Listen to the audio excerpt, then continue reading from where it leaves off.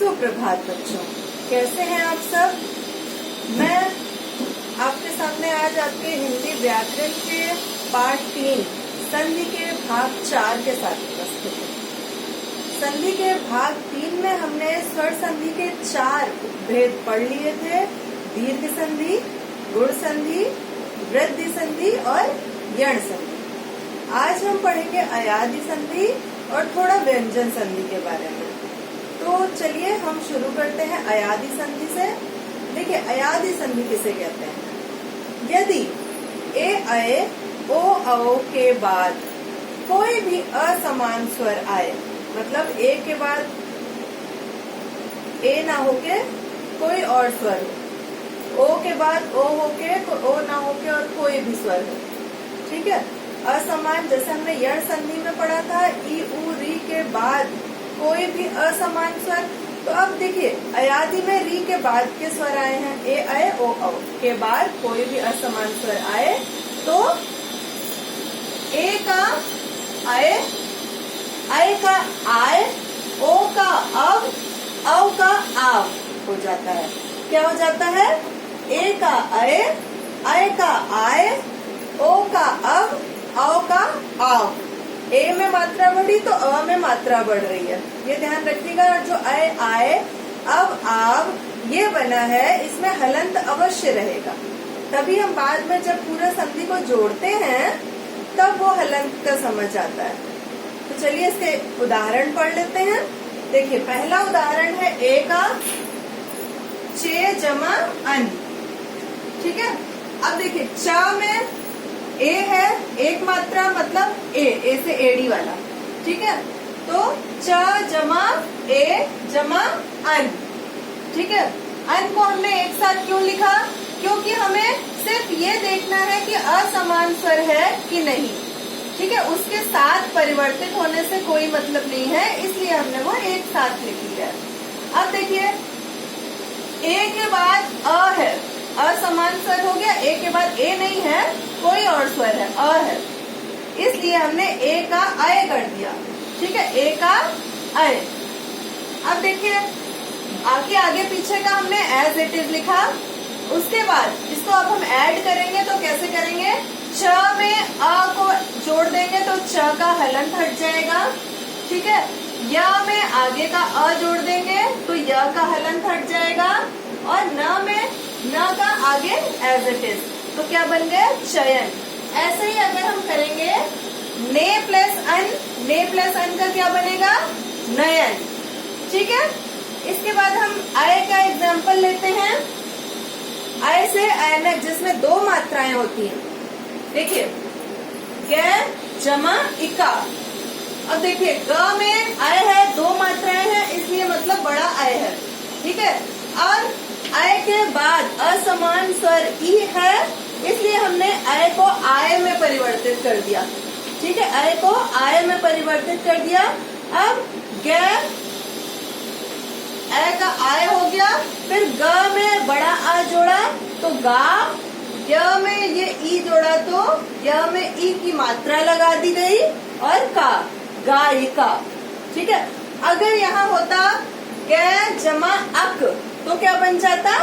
गायक। इका है, इसलिए य में ई की मात्रा आ गई, इसलिए क्या हो गया? वो गायिका, ठीक है। अब हम ओ का एग्जाम्पल पढ़ते हैं, एक उदाहरण। देखिए, ओ है पो जमा अन, पो जमा अन।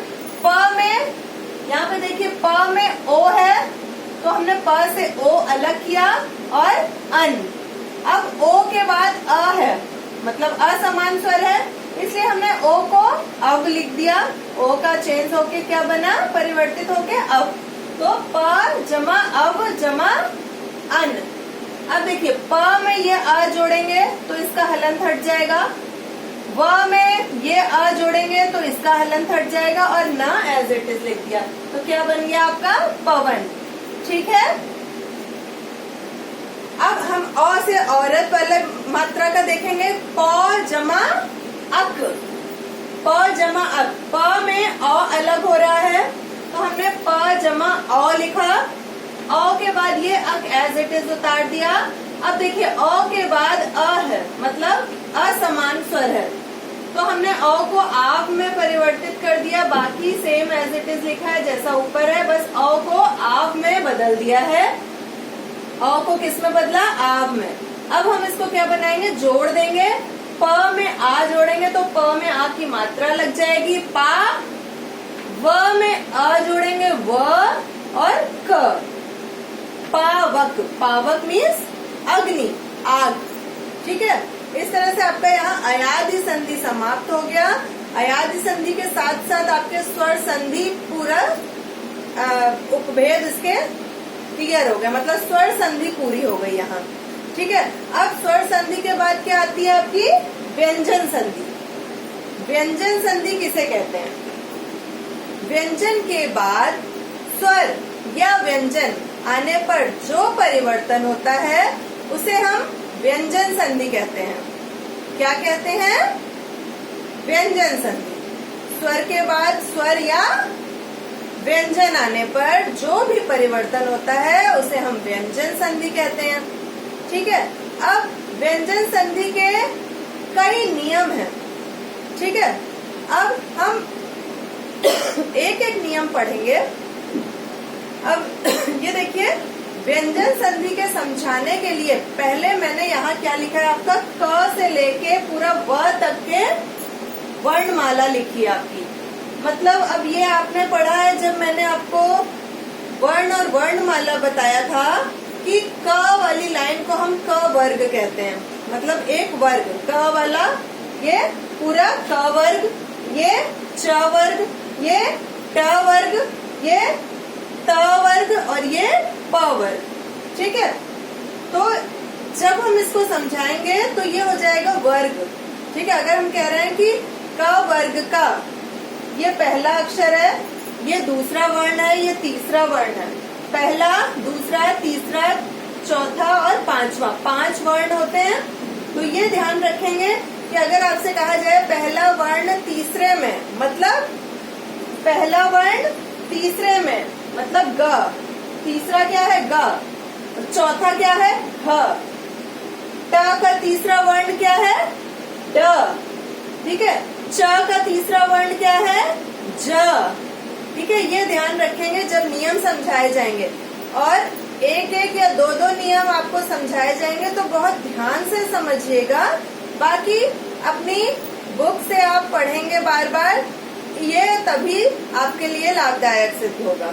तो चलिए पहला नियम हम समझते हैं। आपका पहला नियम है, यदि किसी वर्ग के प्रथम वर्ण मतलब ये सारे हो गए आपके प्रथम वर्ण। ठीक है, ये 5 वर्ग होते हैं, ये पांचों वर्ग का प्रथम वर्ण, पहला वर्ण के बाद, मतलब पहला वर्ण कौन है? क है, च है, ट है, त है और प है। ठीक है, तो यदि किसी वर्ग के प्रथम वर्ण के बाद कोई स्वर आए, मतलब मान लीजिए आपका एक उदाहरण समझा रही हूँ। अगर मैं कहूँ वाक जमा ईश, ठीक है, वाक जमा ईश, तो अब ये क्या है? प्रथम वर्ण है। ठीक है, इसके बाद कोई स्वर आए, मतलब इसके बाद देखिए स्वर है, ई स्वर है। ठीक है, तो या अगर एक तो आपका स्वर हो गया, या किसी भी वर्ग का तीसरा या चौथा वर्ण आए, तीसरा या चौथा वर्ण, मतलब एक और एग्जांपल लिख रही हूँ।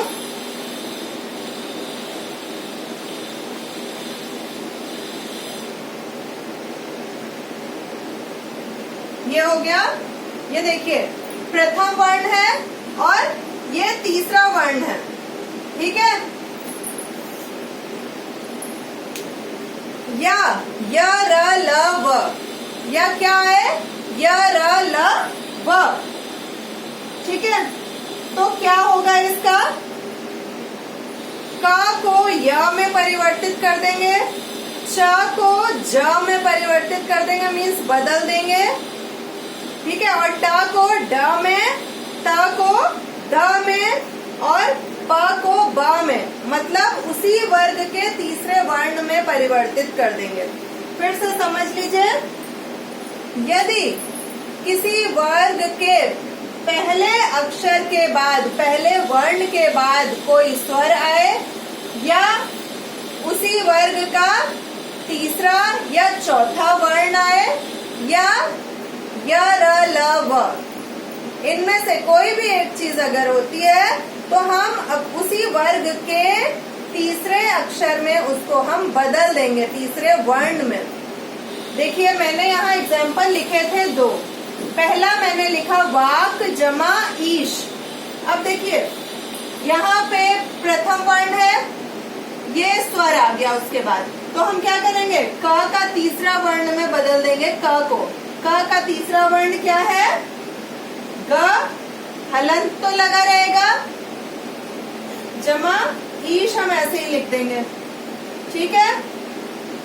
अब हम इसको जोड़ देंगे तो क्या हो जाएगा, वा, अब ग में ये बड़ी ई जोड़ देंगे और श, वागीश, ठीक है, समझ आ गया। ये एग्जाम्पल था, किसी वर्ण के पहले अक्षर के बाद स्वर आए तो वो प्रथम वर्ण अपने ही वर्ग के तीसरे वर्ण में बदल जाता है, ठीक है। अब दूसरा एग्जाम्पल ये क्या था कि यदि किसी वर्ग के प्रथम वर्ण के बाद उसी वर्ग का या किसी और वर्ग का तीसरा या चौथा वर्ण आए, तब भी ये अपने, यहाँ पे किसी भी वर्ग का तीसरा चौथा वर्ण हो सकता है, लेकिन ये जो होगा प्रथम वर्ण अपने ही वर्ग के तीसरे वर्ण में परिवर्तित होगा। कैसे बन जाएगा ये, ट ठ ड, ट का तीसरा वर्ण ड है तो हमने ट को ड में परिवर्तित किया और ये हम एज इट इज लिख देंगे। अब हम इसको जोड़ेंगे तो ये क्या हो जाएगा, षट दर्शन, ठीक है, समझ आ गया। इस प्रकार आपका ये बस इतना ध्यान रखना है, 3 चीजें हैं। एक तरफ है किसी भी वर्ग का पहला अक्षर हो और उसके बाद या तो उसी वर्ग या किसी और वर्ग का तीसरा या चौथा वर्ण हो या कोई स्वर हो या य र ल व, इन तीनों में से एक चीज भी अगर है, या तो स्वर या तीसरा चौथा वर्ण किसी भी वर्ग का या य र ल व में से कोई शब्द है, तो वो प्रथम वर्ण अपने ही वर्ग के तीसरे वर्ण में बदल जाता है, ठीक है। आज हम व्यंजन संधि का एक ही नियम पढ़ेंगे, कल हम इसके आगे के नियम पढ़ेंगे। तब तक आप अयादि संधि और व्यंजन संधि का एक नियम बहुत अच्छे से पढ़िएगा बेटा, ठीक है।